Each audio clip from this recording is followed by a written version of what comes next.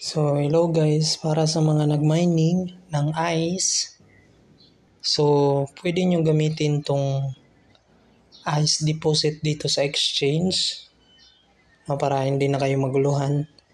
So, gamitin nyo yung OKX wallet. So, ang gagawin nyo is punta kayo dito sa deposit. Click nyo tong deposit, then search nyo dito ICE. Yan, makikita nyo yan ICE. Then select nyo to ICE BEC. Then makikita nyo yung deposit address. So yan yung ikakopy nyo. And then i-update nyo or ilagay nyo doon sa ICE app. So dito guys. So open nyo yung ICE application.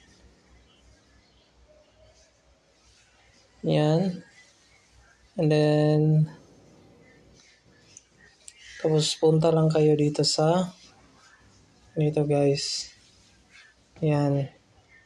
So dyan nyo i-paste. And then after nyo ma-paste dyan guys, and then click nyo lang tong confirm address. So dyan nyo ilagay. Okay? So sundan nyo lang yung video, tsaka paulit-ulit nyo lang yung gawin. So balik tayo sa OKX.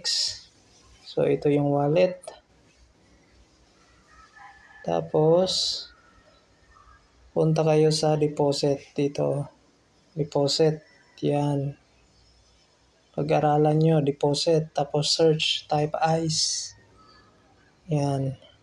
Click ICE BEC, then copy the address. To yung address na gagamitin nyo para i-update dito sa ICE. Okay? So, ganun lang.